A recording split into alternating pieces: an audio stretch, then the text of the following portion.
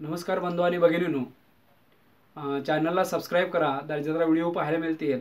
त्यानंतर लाईक आहे, कमेंट करू शकता आणि हा जर व्हिडिओ आवडला तुम्हाला तर जास्तीत जास्त मित्रांना शेअर करा.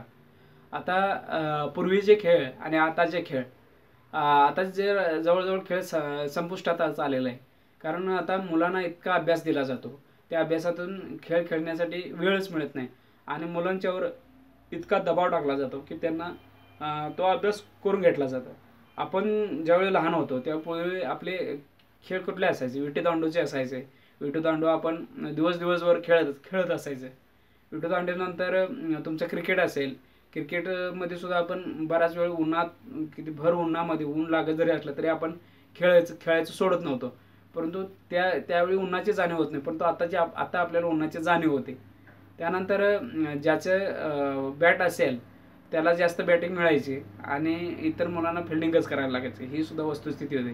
त्यानंतर क्रिकेटचे संघ निघायचे, त्यातला कॅप्टन निवड असायची. ते कॅप्टन जो पैसे घालायचा तो कॅप्टन व्हायचा, अशा पद्धतीची परिस्थिती असायची. त्यानंतर इतर खेळ म्हणजे भोवरा फिरवणे असेल.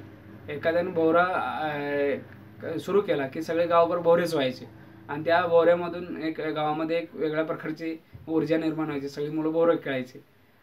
त्यानंतर बरेच खेळ असायचे. नंतर सायकल चालवणे, पूर्वी भाड्याच्या सायकली मिळायच्या, त्या भाड्याची सायकल घ्यायच्या आणि सायकल चालवण्याचे उद्योगसुद्धा व्हायचे. त्यानंतर पावसाळ्याच्या दिवसामध्ये जे खेळ असायचे कॅरम बोर्डचे खेळ असायचे. कॅरम बोर्डनं जे पिसा असायचे ते होलमध्ये पाडायच्या, हा एक खेळ असायचा. त्यानंतर मोठी माणसं असते ते पत्त्यांचे खेळ खेळायचे, ते अजूनही खेळतात पावसाळ्याच्या दिवसामध्ये. आणि गावामध्ये तरी असे वेळ खूप असतो, त्यामुळे असे पत्ते आणि ह्या खेळासाठी तर लोक पडलेलेच असतात. त्यानंतर बुद्धिबळ हा सुद्धा खेळ असायचा. बुद्धिबळामध्ये सुद्धा वेळ चांगल्या प्रकारे जायचा आणि गाव पातळीवर सुद्धा जी वयस्कर माणसं, चांगली माणसं असते, बुद्धिबळाचे खेळ खेळायचे.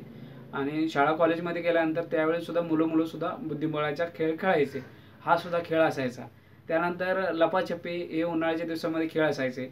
त्या लपाछपीचा आपण अनुभव घेतलेलाच आहे. त्यानंतर डोंगर दऱ्यामध्ये आपण म्हैसीनं चारायला गेल्यानंतर तिथले खेळ लपाछपीचे वेगळे असायचे. डोंगर दऱ्यामध्ये पळायचे, दरीमध्ये पळायचे, अशा प्रकारचे विविध खेळ आपण खेळलेलो आहे पूर्वी.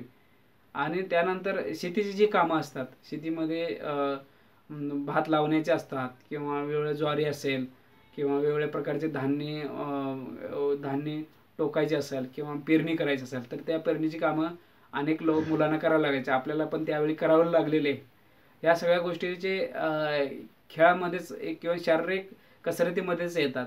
त्यामुळे पूर्वीचे खेळ आणि आताच्या काळामध्ये परिवर्तन झालेलं आहे. समाज परिवर्तन झालेलं आहे. साधनांचा सुळसुळाट झालेला आहे आणि त्या साधनांचा फायदा असल्यामुळे मुलं जाड व्हायला निघालेले. तर अशा मुलांना सुद्धा खेळायचा वाव द्यावा, त्यांची हेल्थसुद्धा चांगली राहावी. नमस्कार, धन्यवाद.